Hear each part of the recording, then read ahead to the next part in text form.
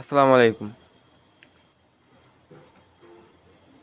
তো যেহেতু শীত পড়ে গেছে, তো এখন আমাদের কবুতরের কিন্তু ঠান্ডা লাগার একটা সম্ভাবনা আছে।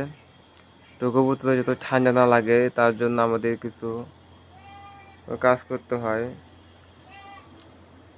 তো সেই কাজগুলাই আমরা আজকে জানবো, কি কি করলে কবুতরের ঠান্ডা লাগবে না।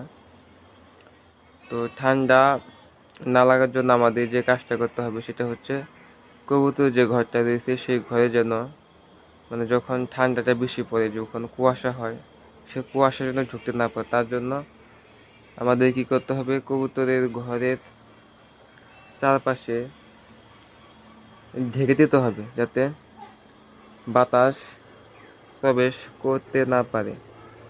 তো এটা আমরা যার যেরকম অবস্থা, যে যেভাবে পারি সেই ব্যবস্থা করব, সেভাবেই করবো ব্যবস্থাটা।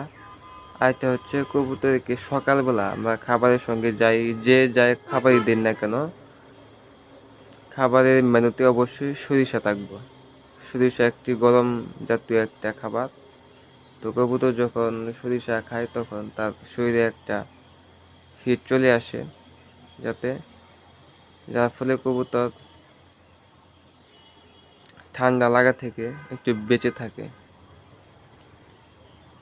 তো আরেকটা বিষয় হচ্ছে, শীতের মধ্যে কিন্তু যেহেতু একটা ভাইরাস ফাঙ্গাস জনিত একটা প্রভাব থাকে কবুতরের মধ্যে, তো এর কারণে আমরা কবুতরকে যে পানিটা খাবার দেবো সেটা অবশ্যই একটা ফ্রেশ খাবার দেব, এবং একটা ভালো পাত্র, একটা পরিষ্কার পাত্রে প্রতিদিন সকালবেলা পানি দেব, এবং কবুতর যাতে গোসল করতে পারে সেই ব্যবস্থাটা আমরা করব। তো শীতে আসলে এই কয়েকটি বিষয় যদি আমরা সঠিকভাবে মেনটেন করি। আরেকটা বিষয় হচ্ছে, কবুতরের ঘরটা যদি আমরা একটু পরিষ্কার পরিচ্ছন্ন রাখি, যদি শেষ শীতে না হয়, আর শীতের মধ্যে দেখা যায় মাঝে মধ্যে হালকা একটু বৃষ্টিও হতে পারে। তো এই বৃষ্টির যাতে ঘরের মধ্যে প্রবেশ না করে, ঘরটা যেন একটু শুকনো থাকে, শেষ শীতে না হয়। তো এই পরিবেশটা যদি আমরা কবুতরকে দিতে পারি তাহলে কবুতর গুলা ভালো থাকবে, সুস্থ থাকবে।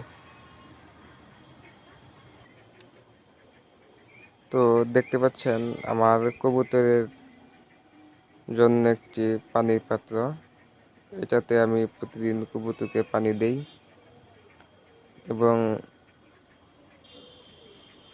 কবুতর এখানে পানি খাওয়ার পর অনেকগুলা কবুতর এখানেই গোসল করে। তো আমি কিন্তু প্রতিদিন সকালবেলা এই পানিটা চেঞ্জ করে দিই। তো আপনারাও যারা কবুতর পালেন তারা পানির পাত্রটা পরিষ্কার রাখবেন এবং প্রতিদিন পানি চেঞ্জ করে দিবেন। তাহলে ইনশাল্লাহ আপনার কবুতর ভালো থাকবে, সুস্থ থাকবে।